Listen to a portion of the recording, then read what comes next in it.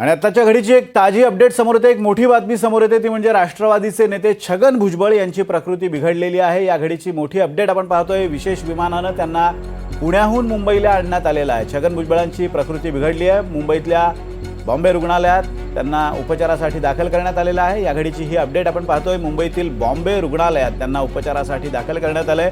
छगन भुजबळांची अचानक प्रकृती बिघडलेली आहे। पुण्याहून त्यांना विमानानं मुंबईत आणण्यात आलेलं आहे। अक्षय कुडकेलवार आपले प्रतिनिधी आपल्याला या संदर्भात अधिक माहिती देत आहेत। अक्षय, असं कळतंय की छगन भुजबळांना प्रकृती अस्वस्थतेच्या कारणास्तव मुंबईत आणण्यात आलेलं आहे। काय अधिक डिटेल्स आहेत या संदर्भातले? विनोद, आपण जर बघितलं तर नरेंद्र मोदी यांचा कार्यक्रम आयोजित करण्यात आला होता आणि यासाठी छगन भुजबळ हे पुण्याला गेले होते।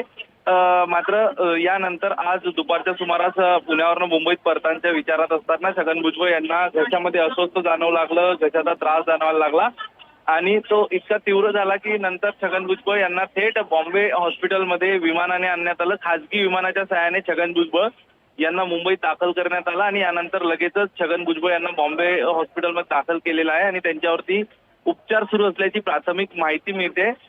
जी काही छगन भुजबळ यांच्या जवळच्या लोकांकडून माहिती सांगितली जाते यानुसार छगन भुजबळ यांना इतर कुठल्याही प्रकारचं म्हणजे तब्येती किंवा अतिशय गंभीर असा कुठलाही आजार झालेला नाही किंवा तशी परिस्थिती नाही।